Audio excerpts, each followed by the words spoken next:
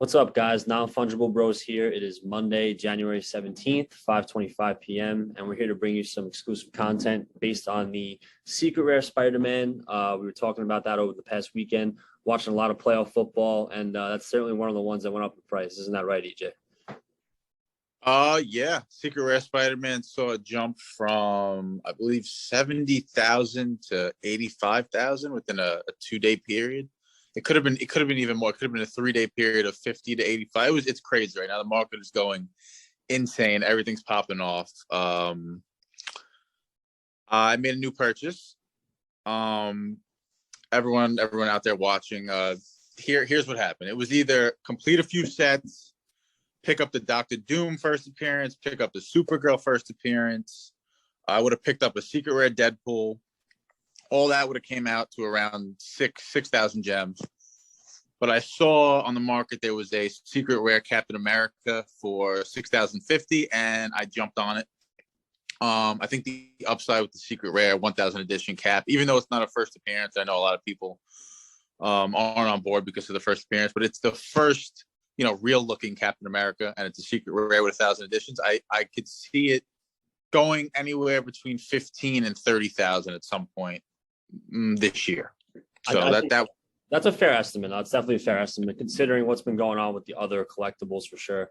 One thing I will say is that the Secret Rare Spider-Man, you're seeing an insane pump right now. I wouldn't even say pump. I would say people are just actually wanting and willing to buy this because there's only 1,000 editions of them. And obviously, like to your point, you're a set collector. You're not trying to flip or anything like that. So you being able to hold the set, knowing there's only 1,000 people that could even hold the whole entire Spider-Man set, which is that the first set on VeVe, or is it's the Batman? It's one or the other. No. Batman's the first set on VeVe, the season 1 Batman with the Todd. But the first Marvel release was the Spider-Man set. And technically, being the first Marvel release, it's actually technically the first Disney release too, if you really dig deep enough. VeVe actually put out a tweet stating that. Okay, so then yeah, there you go. So essentially people are seeing this as, not digging as far as that, but knowing that the Spider-Man is so significant in that regard because only 1,000 people can actually own the set. And going forward, I think people are willing to spend the gems in that regard.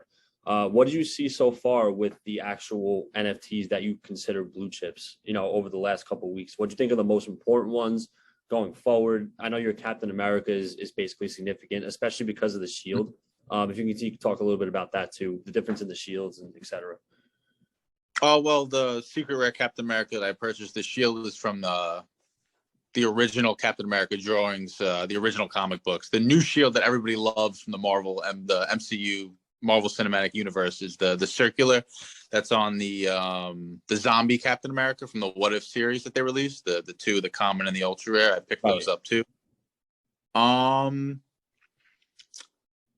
What was I going to say? A famous soccer player, I'm not sure what his name is, actually purchased the Secret Rare Captain America and was posting it all over his Instagram, and it caught a little pump from that about a month ago.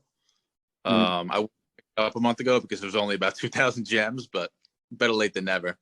No, of course. And I mean, when I was going through it, seeing what's been going on with the Captain America, your Todd McFarlane Batman, what I think, I'm thinking about this from an economic standpoint as far as supply and demand, right? And supply and demand, obviously the regular definition or basic definition is, your producers want to sell at a certain price, your consumers want to buy at a certain price. So it's weird because you have so many different limits on what's going on as far as the rarities that the floors can get really, really, discombobulated, if that makes sense. So you may have one type of customer that wants to buy at a certain price, or you may have one type of collector that has a different mindset in that regard. So that's what I'm paying attention to. My firsthand, looking at this is that you're seeing maybe the Spider-Man Secret Rare. I think the floor before the 100,000 was about, I want to say it was 50 or 60. So that what that's telling you out there is that a lot of people are willing to pick up later, or as far as the consumers are picking up at higher prices. So as far as the rarity, it's really, really making a kick in right now because there's only 1,000, like I said. So to kind of go off that too, is that Marvel, when they first released this season, they made $2 million on their actual NFT release for both the common, the uncommon, the rare, and the ultra rare and the secret rare, right? Is there 5 or 4? There's other 4 or 5. Anyway, they made $2 million off their initial, there's 5, right? So they made $2 million off their initial actual release. And then they're going for more than 100x in the secondary market. So that just kind of goes to show you where their head is going forward. They're not leaving this game anytime soon. You're going to be seeing a lot more releases, a lot more frequent releases, I think, from the Marvel family. But yeah, it is interesting to see that what you said is that, the Marvel and the Disney connection, because people don't really pick up on that. No, what's also people need to realize is that when you pick up a Marvel NFT on VeVe, when you sell it in the aftermarket, Marvel takes an 8% tax out, as well as the 2.5% that VeVe takes out. So you're losing out on 10.5%. So for everyone that thought, you're going to sell it for 6,000 and get your 6,000 gems back, that's not going to happen. So, when you're calculating your sales and your profits, that's something to take note of, especially if, you're picking up a lot of Marvel stuff. Yeah, no, absolutely. And then where's the relation in a sense of Captain America with Spider-Man? Because I mean, can you kind of tie those two together? Almost like a pair, if that makes sense. I wouldn't, just because of how significant Spider-Man's release was, because being the first on Marvel. The only thing that you could tie those two together is that the secret rares on both having 1,000 editions. I believe all the secret rares that have been releasing for Marvel NFTs, such as the Storm and the Deadpool. Deadpool had 1,666, and I believe Storm was 1,750. So or 18. More. What was that? You're saying the secret rare was more than the secret rare was more for those actual NFT, right? Okay. Yeah, I think Captain America secret rare and Spider-Man secret rare. I could be. I have to check, but I believe there's 2 Marvel secret rares with only 1,000 editions. Okay. No, I think that's an important part to bring up, is that you see that obviously the increase in the secret rares, because the demand is so high now to even get these things in the first place. So they kind of have no choice but to kind of increase the number of rarity in a sense.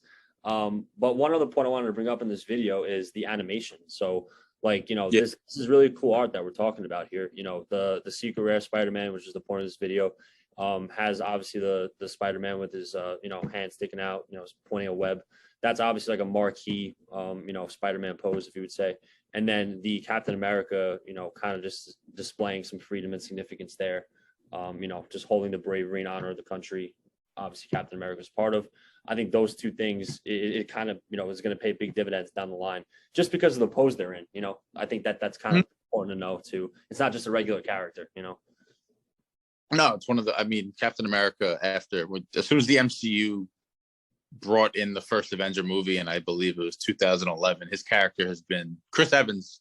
Chris Evans, the actor who played Captain America, blew his character up, and he's one of the most favorite characters of MCU fans at the moment. So later in this week, we're going to be bringing you guys some information on the upcoming drops. EJ, if you want to touch on the Powerpuff Girls a little bit, because I know you were talking about that. if you like, what was your reason for even getting into that? Solely season 1, 100% is because it's a season 1 collectible. Scarcity in the ultra rare. It was the mayor of Townsville, for anyone that doesn't know Powerpuff Girls. And a little background knowledge about Powerpuff Girls. It's about Freddie, we were talking about this. It was woman's power. Yeah. Talking about it. Yeah. So no, I mean, when you look up their, obviously show, and just knowing that it's been on Cartoon Network for a long time, they're one of the first shows that really displayed, feminism and women's rights, and got people obviously involved within that front. Obviously having a woman superhero, which is pretty cool. So I think that was really significant, obviously, for your pickup to have in your season set.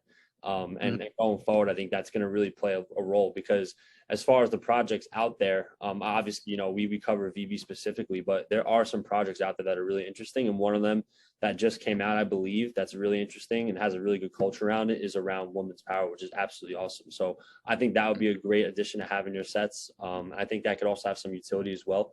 So obviously, not financial advice, just our opinions, but that's what we think going forward with those two Powerpuff Girl sets and the Mayor of Townsville, etc. I like the Mojo. What's the other one? The Mojo Dojo. That's the evil one, right? But yeah, Mojo Dojo is probably my favorite NFT, just because of the way it looks. All the Powerpuff Girls NFTs look just how they look in the show, so I think that's cool. And Mojo Jojo being one of my favorite characters from back in the day. A little nostalgic. Right, right. No, absolutely. So thank you guys for watching. Don't forget to like and subscribe, and we'll be back soon with some information and content, and we'll see you guys soon. Thank you.